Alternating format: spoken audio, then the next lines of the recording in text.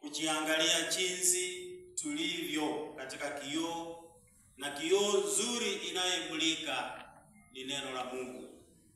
Nataka tuangalie jinsi inastahili tukaweze kutafakari neno la Mungu usiku na mchana, kila wakati, kwa maana hilo linatufaa kwa nyakati zote.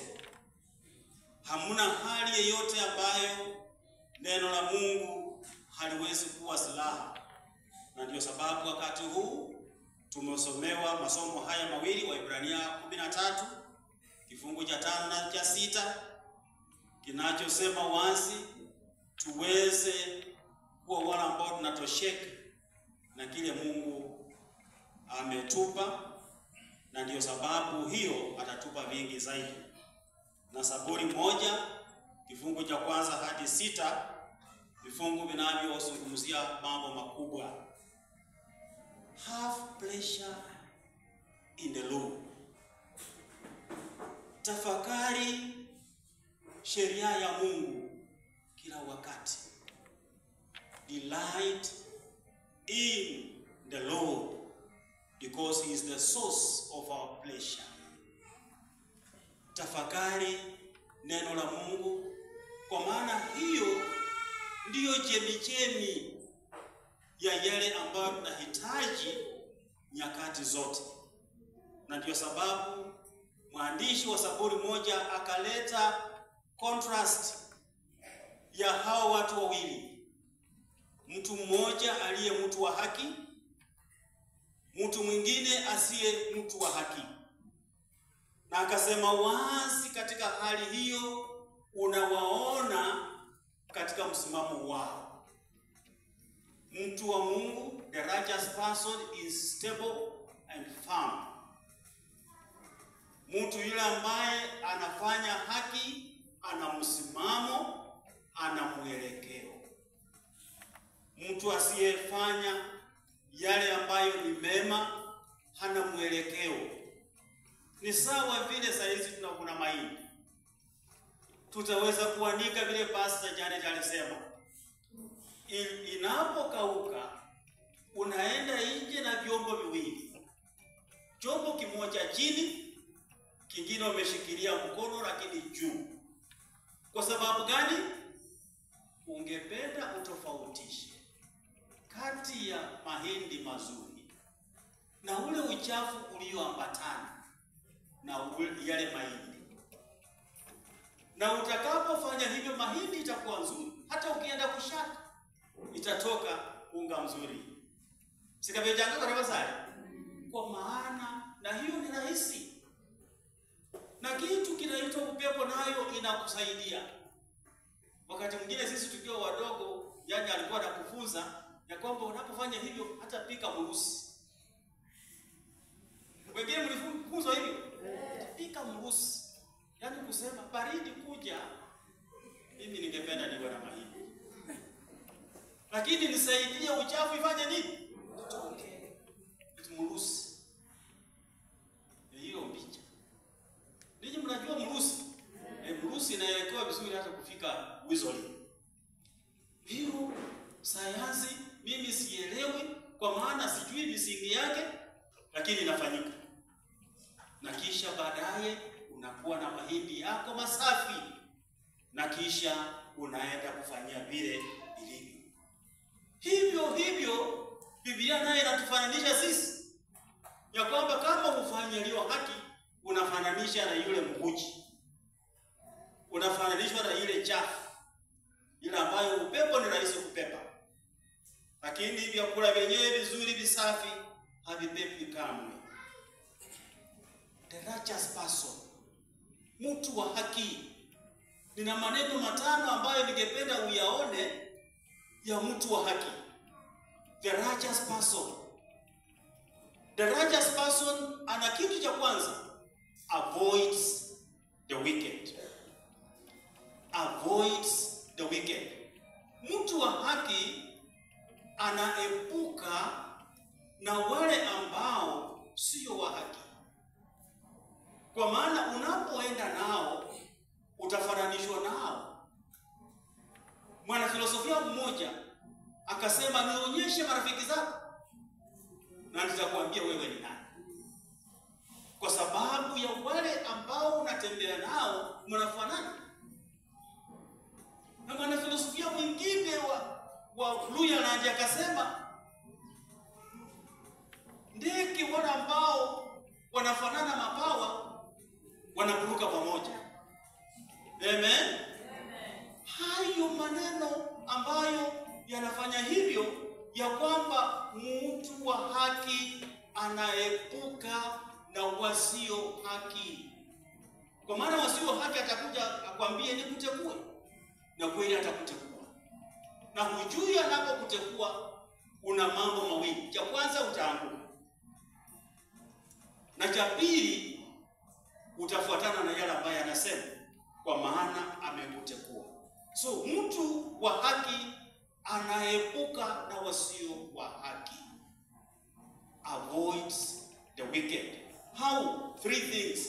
Vitu vitatu ambavyo ningependa tuzungumzie. Biblia inasema, he does not walk in the ways of the wicked. Hatembei kwa njia za wasio haki. Unajua kutembea inamaanisha mmepatana.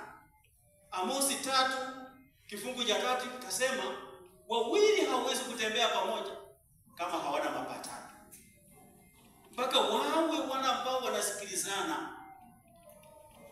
Na mwingine akasema, watu fulani wanajuana kwa vilemba, wanajuana kwa mavazi yao. Katika hali hiyo ni lazima uavoid, la sivyo wewe mtafanana. Unapotembea, umbwa mzuri inapotembea na umbwa mwizi, wataenda kuiba. Kwa maana hiyo imezoea nini? Kuiba. Na bila shaka itaenda hivyo. Nashukuru Mungu leo wale ambao tulikuwa hapa asubuhi, Pastor Joyce alitupa neno la ajabu. Na neno hili likaenda sawa na yale ambayo mengine nilikuwa nimepanga. Ya kwamba katika hali hiyo Mungu anachukia vitu, na haswa anachukia kitu kimoja: watu wanaoenda kwa njia ya wasio haki. Praise God. Amen. Unaposoma kitabu cha nitauliza watu wekee hiyo kitabu cha Proverbs, Mithali 6, tuwekee Mithali 6:18. Proverbs chapter 6 verse 18. Proverbs chapter 6 verse 18. I want especially 18 inayosema waziwazi kabisa yale ambayo ningependa uyaone. Maybe wacha nisome kwa hii yangu. Proverbs chapter 6 verse 18 inayosema katika Kiswahili ni ya kwamba, moyo uwazayo mawazo mabaya na miguu iliyo nyepesi kukimbilia maovu. Hiyo miguu mtu wa haki anayaepuka. Na ndio sababu Biblia inasema walk, kutembea. Miguu inayotembea kwa ajili ya kutenda yasiyo haki. Miguu inayokimbia kwa ajili ya kutenda yasiyo mema. Na mawazo mabaya yanayowaza yasiyo haki. Hiyo ndio maana Zaburi anasema, mtu wa haki haendi hivyo. Mtu wa haki anaepuka hayo, kwa sababu hataki kutembea katika njia za wasio haki. Bwana asifiwe. Njia hizo ni nyingi. Njia hizo zina mambo tofauti. Njia hizo zina makuu na njia hizo zina madhara yake. Number 2, to avoid, anasema hawasimami katika njia ya wenye dhambi. He does not stand in the path of the sinners. Huwezi kusimama. Kusimama tena kuna maanisha kuna mambo mnasemezana na wasio haki. Unajua ukikuta watu wamesimama pamoja, lazima wao wanaongea pamoja. na wanafikiria mamoja na wana hali moja, kwa maana wamesimama. Hali unaposimama na yule asiye haki, unajua mpaka mtafanana. Na jambo la tatu inasema hakai katika baraza la wenye mizaa. Hakai katika baraza la wenye mizaa. Na unajua baraza inaongea kwa sababu katika baraza kuna kiongozi. Sisi wakati wetu, wakati mkasa ameita baraza, anaenda kuambia mambo ambayo yanastahili kuambiwa. Na yeye ndiye kiongozi. Na nastahili mfuate yale ambayo amesema. Mara nyingi wakati wetu wa mkasa anapoitisha, wewe unasikiza, wewe uende kutenda, wewe ufanye vile mmeagana, na sio ujipishe ndani. Praise God. Amen. Wasio na haki wana baraza la mambo yasiyo na haki, na wanafanya hivyo. Ndio sababu mtu aliye kwa haki anawacha hayo. Kwa maana unapofanya hivyo, unatafuta yale ambayo yatapendeza moyo wako, yapendeze Mungu wako, yatapendeza moyo wako, yapendeze Mungu wako. Hapo ndio utakuwa unafanya vizuri. Katika hali hiyo unatafuta kila ambacho kitafanya urithike moyoni mwako. Na kuridhika, unaridhika na yaliyo mazuri. Na mazuri sosi yake ni Mungu. Mungu ndiye mwenye mazuri.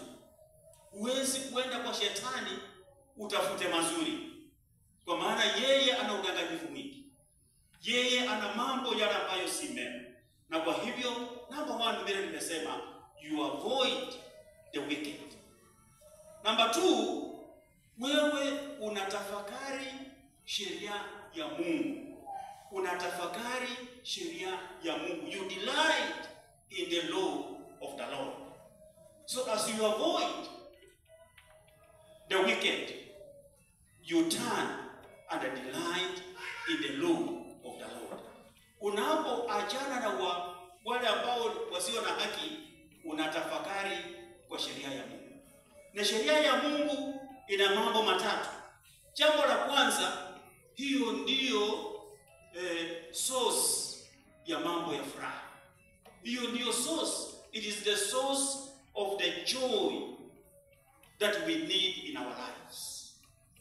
Sheria ya Mungu ndio inakupa furaha, kwa sababu sheria ya Mungu inasema wanaotembea na Mungu wanabarikiwa. Amen. Wale wanaojua mambo ya Mungu wanabarikiwa. Wale wanaojua neno la Mungu hawaendikani, kwa sababu hata majaribio inapokuja unaambia yule anayekujaribu ya kwamba imeandikwa, jinsi Yesu alivyotuambia. So the source of our joy is the law of the Lord. Ile ambayo inaweza kufanya tufurahi ni ile ambayo inatokana na neno la Mungu. Neno hili limefanya wengi wameenda kando, hawataki kulifuata, kwa maana lina masharti. Neno hili linasema unapofanya hivi, utembee hivi, na utembee kwa mwangaza, ufanye yaliyo haki, usiibe, usike kwa mambo haya na mambo fulani. Number 2, to delight in the law of the Lord means you spend your time acquiring the knowledge that will make you closer to God. Unatafuta wakati mwingi kuweza kutafuta maarifa yatakayokusongesha karibu na Mungu. Maarifa yatakayokufanya ufanane na Mungu. Maarifa ambayo Mungu atakupa ili ukafanane na yeye. Vile tunavyoimba praise and worship ametuongoza ya kwamba nifanane na yeye. Na kufanana na yeye lazima kiu chako kiwe neno. Kiu chako kiwe neno. Nabii mmoja akasema, nilitafuta neno na nikalipata, nikala, na lilikuwa tamu mno katika mdomo wangu. Bwana asifiwe. Amen. unapotafakari kwa neno itakuwa tamu mno, kwa maana utaweza kutafuta kwa wakati wote. Utaspend mambo yako, wakati wako mrefu wa kufikiria mambo ya Mungu. Ndio sababu anasema unafikiria usiku, unafikiria mchana. Anasema hivyo kwa sababu kuna mambo yale ambayo shetani anaweza kuleta changamoto usiku. Analeta changamoto usiku.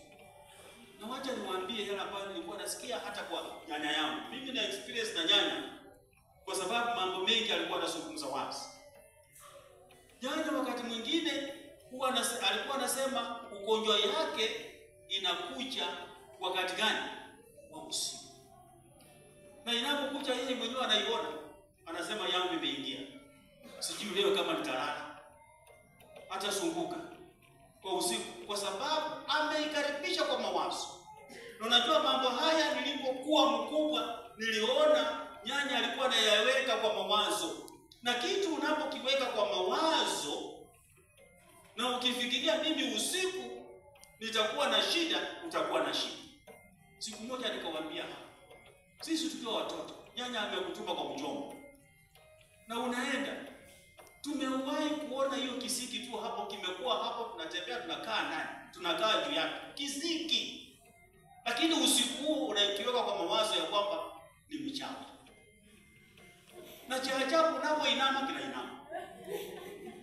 Unapoamka kinaamuka. Na wewe kile ambacho unafanya ni mkuu wangu nifanye nini? Niponye. Kwa maana huyu hako nani? Umeweka kwa mawazo picha ya kwamba huyu ni mchawi. Unakimbia kama nyanya ameweka mlango na pita nayo. Ni nini? Mchawi. Mnaenda wote, mchawi huyo hatoki. Kwa maana ni mchawi ambaye hapo ni permanent. Lakini hapo kwa mawazo yako anatembea, anainama, anainuka. Hapa si ni kisiki jamani, mchawi gani? Hali ile ambayo Biblia inasema tafakari kwa neno la Mungu usiku na mchana, kwa sababu litakusaidia wakati ule wa changamoto.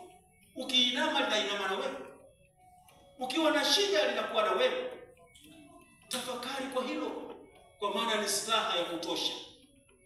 Itakuwa na uwezo ule ambao wewe utakuwa nao. Na cha tatu, as you delight in the Lord, ni ya kwamba neno hilo linakuwa kwa mdomo wako. Unafikiria kila wakati, una focus kwa hilo neno, kwa maana ni neno ambalo liko sehemu moja kwa mdomo wako. Unapozungumza ni neno linalotoka.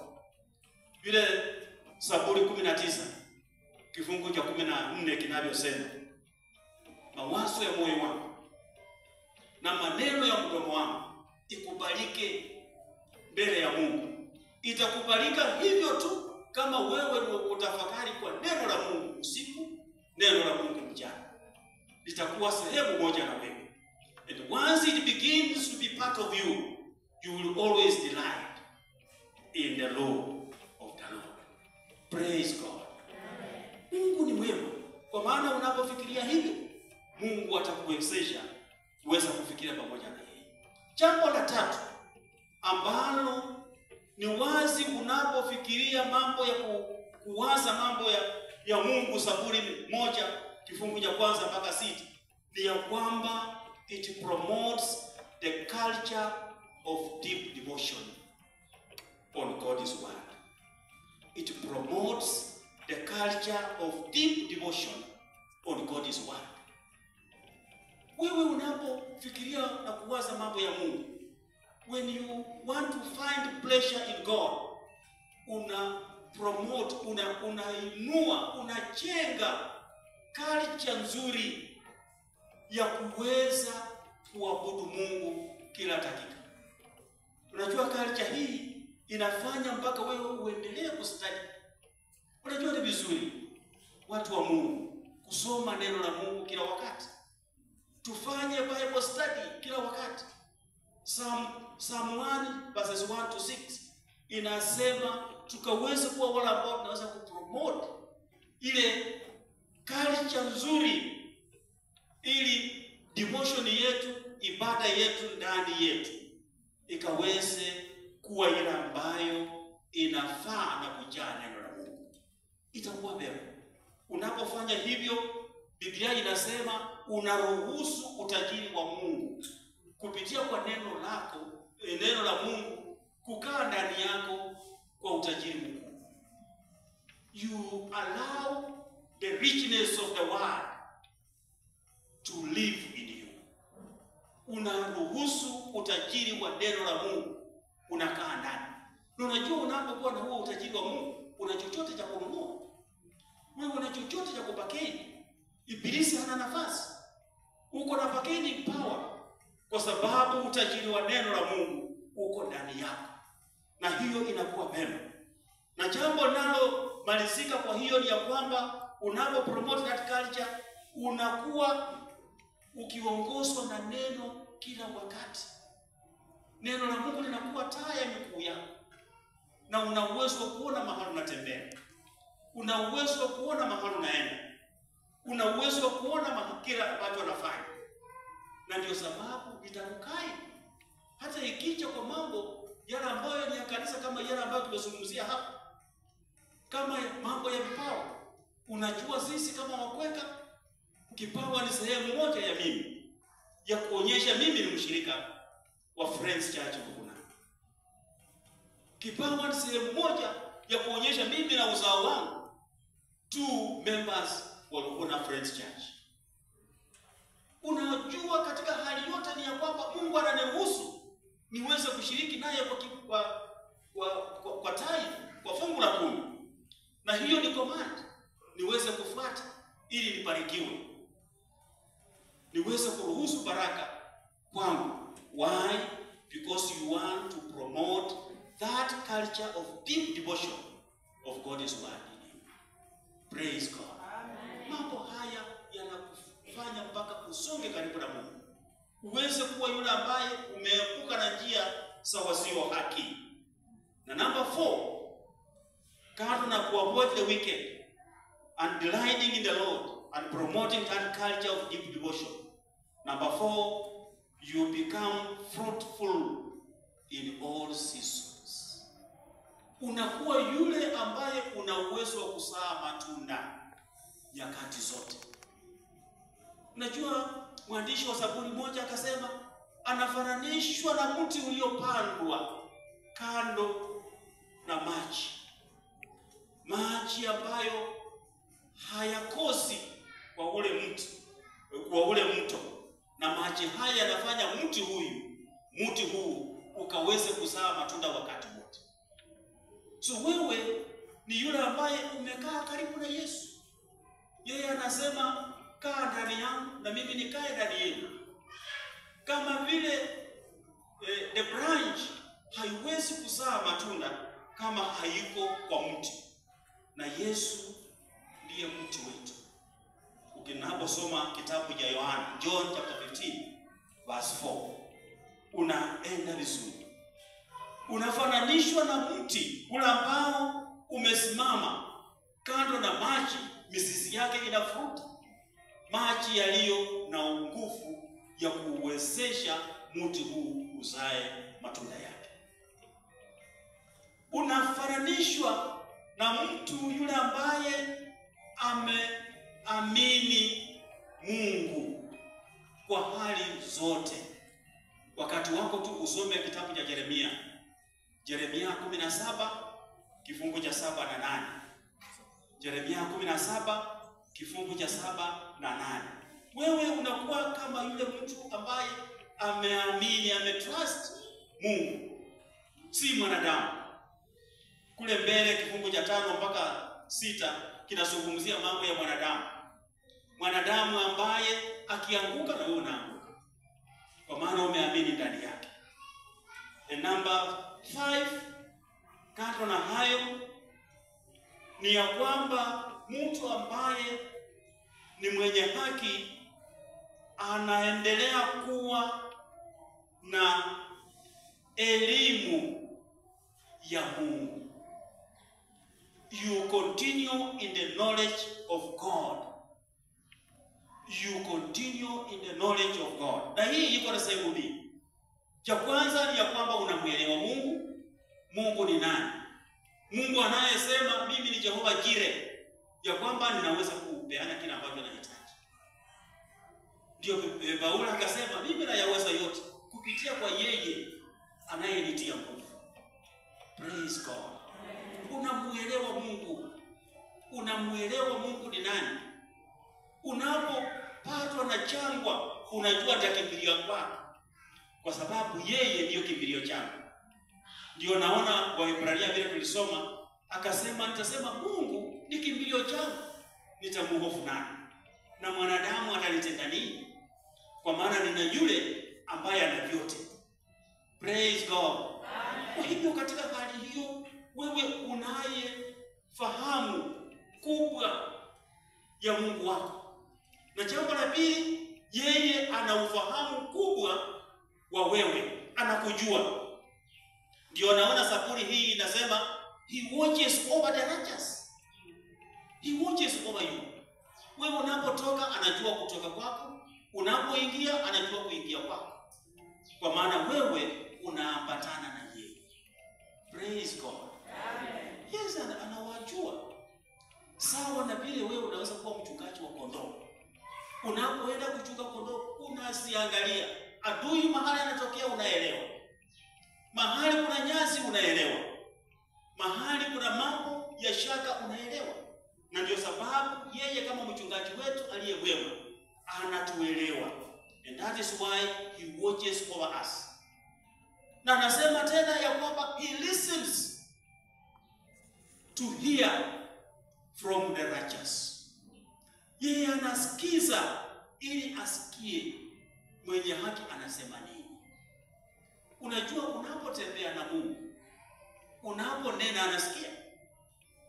Unaponena anasikia. Kando na wale wengine.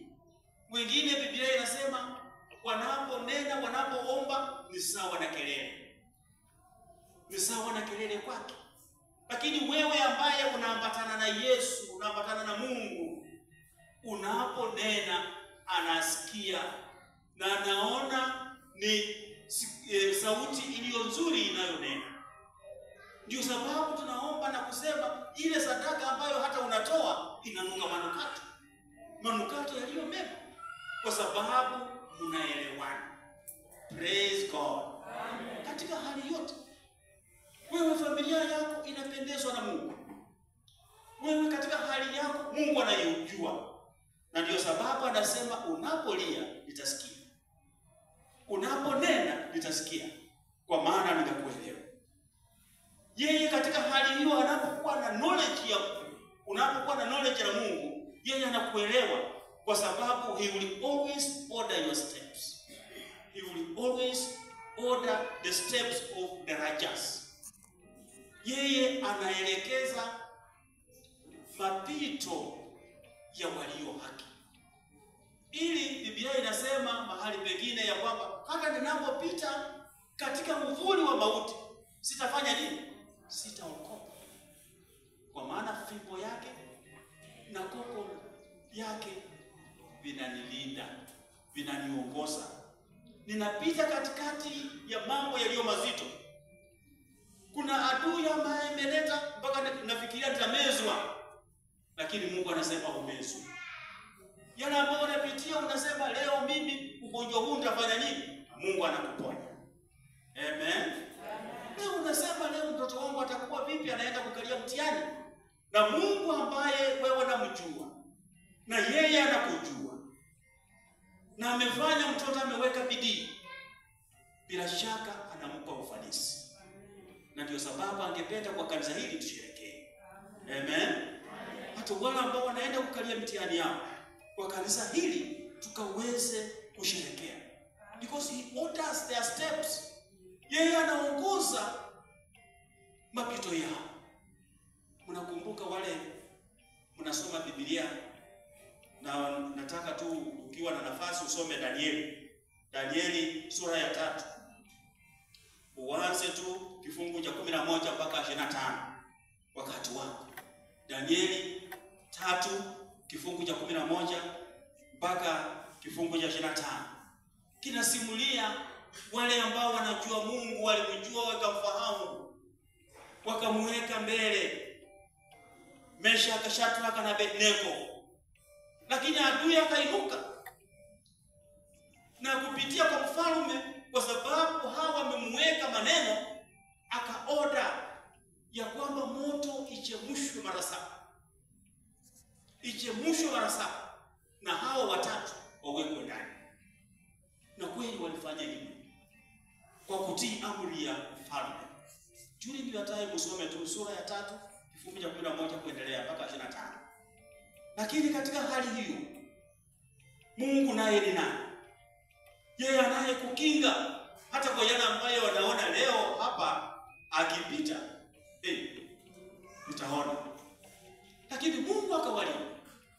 Wanasema licha ya moto kuwa kali hivyo, wao walienda na wakakaa ndani kwa utulivu. Wakakaa ndani kwa utulivu. Hata wale ambao waliwabeba kuwaweka ndani wakapata madhara, lakini wanaowekwa ndani hawana madhara. Mpaka ikafika wakati mfalme anaenda kuangalia na kweli nini imefanyika, anawaona si watatu tena, anaona watu wangapi? 4. Na mwenyewe akakiri ya kwamba na huyu wa 4 anakaa kana kwamba yeye ni Mungu. Na kweli ni Mungu aliyewaokoa. The righteous shall never suffer because God orders their steps. Praise God.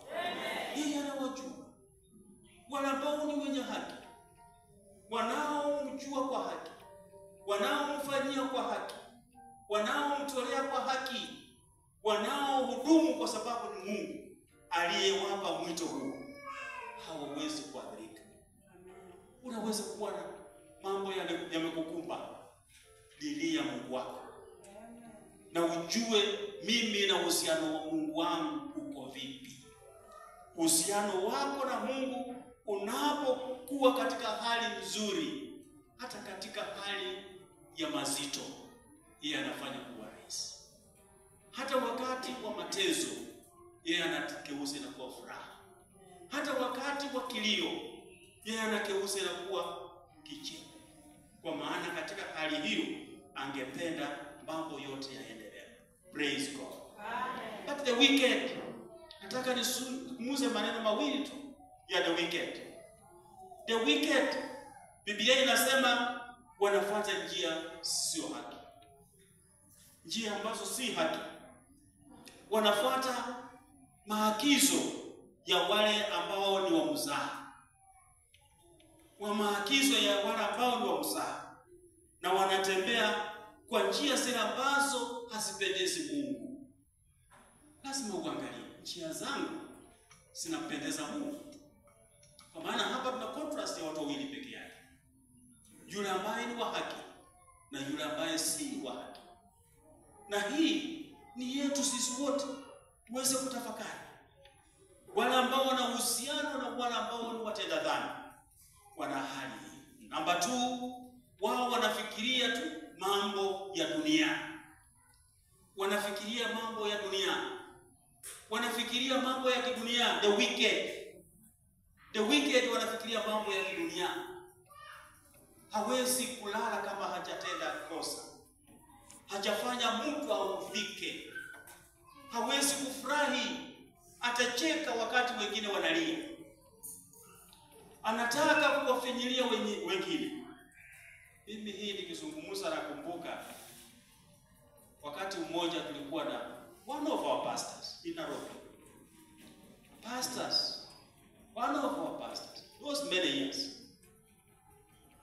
One of our pastors in 1987. Nairobi alimiti imezaliwa tu. Mimi nikiwa mmoja wa pastors wa Ofafa. One of our pastors tukaenda, tulikuwa tumezoea pastors conference. Tukaenda kwa pastors conference, mahali pazuri, mahali pa utulivu. Na huyu pastor alikuwa akihubiri, unasema wewe, akiruka hapa, anaruka, anacheza. Ukiwa mbele unasema wewe, na unafuata unasema wewe. Little did we know that kumsambwa ni mtu. Hatukujua ya kwamba yuko kitu ndani. Kumbe alikuwa yule wa kucheza na kukomandi usiku. Nikisema hiyo mnaelewa? Yule wa kukimbia usiku kabisa. Sasa wakati mwingine kama umempa jukwaa anakimbia hapa anaruka kabisa, ndio mama anakushia hapa. Tukaenda kwa conference.